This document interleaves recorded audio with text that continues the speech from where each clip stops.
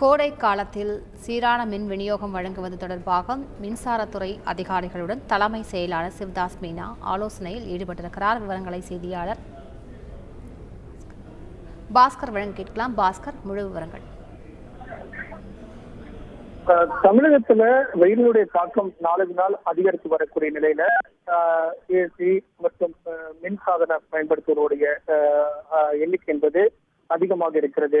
இதன் காரணமாக மெகாவாட் என்பது அதிக மெகாவாட் என்பது தேவைப்படுகிறது. குறிப்பாக இந்த கோடையை சமாளிக்குமா மின்சார வாரியம் என்ற தளத்தில்தான் தற்போது தலைமைச் செயலாளர் மின்துறை அதிகாரிகளோடு ஆலோசனை மேற்கொண்டு வருகிறார். ராஜேஷ் தக்கானி மற்றும் ராஜேஷ் உள்ளிட்ட பலர் இந்த கூட்டத்தில் பங்கேற்று ஆலோசனை மேற்கொண்டு வருகின்றனர். என்எல்சியினுடைய அதிகாரிகளும் இந்த கூட்டத்தில் பங்கேற்றிருக்கிறார்கள்.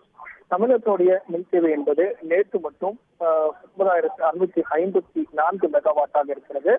20,000 மெகாவாட்டை அவ்வப்போது மின்சார வாரியம் என்பது சந்தித்து வருகிறது. மின் உற்பத்தி அனல் நிலையங்களில் 3,100 மத்திய தொகுப்பு 5,200 மெகாவாட்டாகவும், காற்றாலை மூலம் ஒரு 5,669 மெகாவாட்டாகவும், சூரிய மின் உற்பத்தி 5,000 மெகாவாட், காலை நேரங்களில் ஒரு 17,294 மெகாவாட்டாகவும், இரவு நேரங்களில் 19,000 முதல் 20,000 மெகாவாட்டாக மின் தேவை என்பது இருக்கிறது.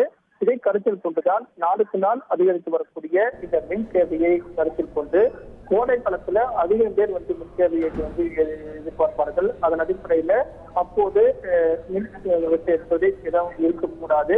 சென்னையில உச்சபட்ச தேவையாக 4,000 மெகாவாட்டாக கடந்த சில தினங்களாகவே பதிவாகி வருகிறது. துணை நிறுவனங்களுக்கும் மின்சாரம் வழங்கப்பட வேண்டியிருக்கிறது. இதன் காரணமாக ஏற்கனவே அனைத்தும் திட்டமிட்டபடி மின்வெட்டு இல்லாத மாநிலமாக தமிழகத்தை தொடர்ந்து கொண்டு செல்வதற்கும், அதே நேரத்தில் கோடை காலத்தில் ஏற்படக்கூடிய மின்வெட்டை சமாளிப்பதற்குண்டானவும் தலைமைச் செயலாளர் இந்த ஆலோசனை மேற்கொண்டு வருகிறார்.